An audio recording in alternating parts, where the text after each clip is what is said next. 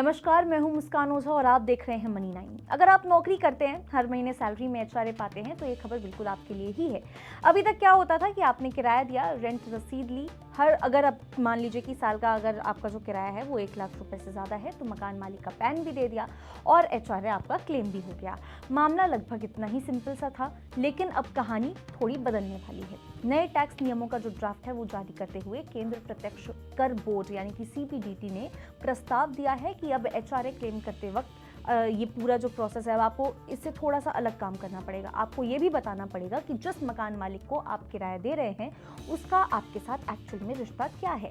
यानी अगर आप मान लीजिए कि अगर आप अपने माता पिता या फिर ससुर या फिर किसी और रिश्तेदार को किराया दे रहे हैं, तो ये बात आपको साफ साफ फॉर्म में लिखनी भी पड़ेगी। पहली नज़र में ये लगता है कि भाई छोटा मोटा बदलाव है, क्या ही हो सकता है, लेकिन इसका जो असर है वो बहुत बड़ा पड़ सकता है।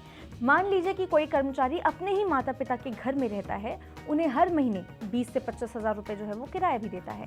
साल भर में ये जो रकम हो जाती है वो कितनी हो जाती है, 2 से 3 लाख रुपए। अब यहाँ तक ये रकम पहुँच जा रही है, वो एचआरए में टैक्स छूट भी ले लेता है। अब विभाग ये देख सकेगा कि जिन माता पिता को किराया दिया गया है, उन्होंने अपनी आईटीआर में ये जो पूरी इनकम उनको मिल रही है 2-3 लाख रुपए सालाना, ये दिखा रहे हैं या नहीं दिखा रहे हैं। सरकार के पास अब टेक्नोलॉजी और डेटा मिलान की पूरी ताकत है। कर्मचारी जो जानकारी देगा उसे मकान मालिक की आईटीआर और जो बैंक ट्रांजैक्शन है उससे मिलाया जा सकेगा। अगर सब कुछ सही रहता है, रेंट एग्रीमेंट असली है, किराया बैंक से गया है और मकान मालिक ने आय दिखाई भी है, तो फिर तो टेंशन की कोई बात ही नहीं है। लेकिन अगर सिर्फ कागजों पर ही किराया दिखाया गया है, तो पकड़ में आने का जो खतरा है वो बढ़ भी जाता है। एक और अहम बात, अगर किराया ज़्यादा है, जैसे मान लीजिए कि 50 हज़ार रुपये पर मंथ के ऊपर जो है वो किराया है आपका, तो इनकम टैक्स एक्ट 1961 की धारा 194 आई के तहत टीडीएस काटना आपका यहाँ पड़ सकता है।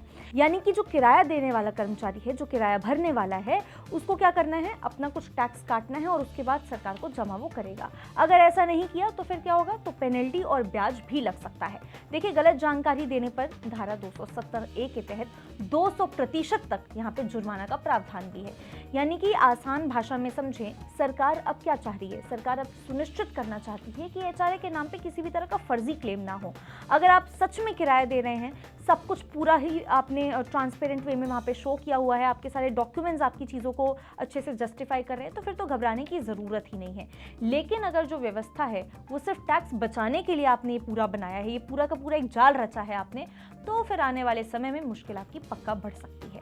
अभी ये जो नियम है वो फिलहाल ड्राफ्ट में है। अप्रैल 2026 से नया सिस्टम लागू करने की यहाँ पे तैयारी है।